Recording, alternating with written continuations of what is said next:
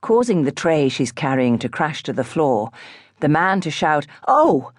and Fern Cole to look back over her shoulder, one foot poised at the top of the escalator on her way down to the Circle and District lines. It is at this moment, this particular, tiny, breathless, coin-edged moment, that Fern sees the man she used to love, standing on the far side of the station under the departure boards, gazing in her direction. Fern's decision now is whether to lift her foot, turn and walk towards him while conjuring up something debonair and sophisticated to say.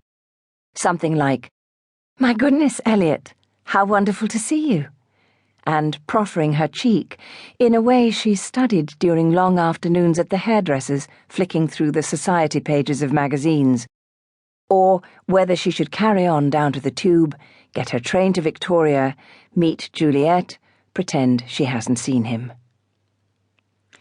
Would it be better if she swiped her Oyster card over the sensor at the barrier, strode purposefully along the corridor, pretended to look at the advertisements on the walls? After all, she's managed not to remember him quite successfully over the past 25 years, hasn't she? But she has time to walk across the station to where he is standing. She's not due to meet Jules at Victoria for another hour. It's just how the trains worked out.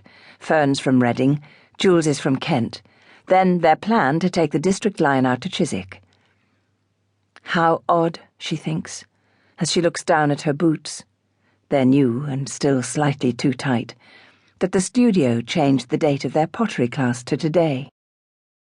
If it had been last Tuesday as planned, she wouldn't be here now like this, in this state of limbo, faced with this decision. On any other day, she wouldn't be here now like this. It's a decision she doesn't want to have to make. She had woken that morning, nestled in the certainties of her life. Jack's steady breathing next to her, the shape he made in their bed, the knowledge that when the alarm sounded he would stretch to turn it off, then reach out and rest his hand lightly on her hip. This was familiar and right. It is what she had chosen. Later, when he'd left for work, he touched her arm as she stood by the sink rinsing out a milk bottle. "I won't be late tonight, I shouldn't think," he'd said. "Oh, okay," she'd replied, turning quickly to smile at him. She didn't need to study his face. Its features were printed onto the back of her eyes. "Hope you have a good day," he added, hesitating by the door. She knew he was trying to remember what she was going to do today, but that it wouldn't matter if he didn't. She would tell him about it later. They would be okay anyway. "Thanks," she called out happily to him as he closed the front door. Waiting in the quiet that followed, she heard him start the car, heard its distant purr and the sound of him reversing it out of the drive. She put the milk bottle on the draining board and dried her hands. She did not feel his absence because he was still everywhere. Now at the station, Fern considers what to do. She knows that her sons, whatever they're doing, do not think of her as she does of them, and that this is as it should be.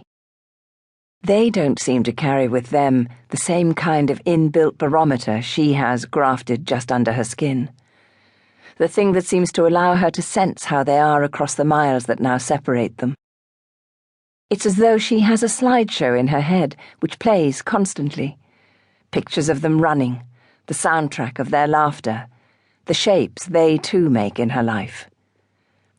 They wouldn't mind her saying hello to an old friend on her way to meet Jules. It wouldn't mean anything to them. It shouldn't mean anything to her either, and it wouldn't matter to Jack. They all had enough together anyway. This would not threaten anything. So she unpauses her foot from its position, hovering over the top of the escalator, and swings around saying, "I'm sorry," as she dodges a cross-looking woman in a bright red coat who's bearing down on her. The woman's hair has been badly dyed a shade of stale copper that clashes with her coat and makes her look somewhat bilious. Crossing the concourse towards where Elliott is standing, Fern feels a bit like an iron filing being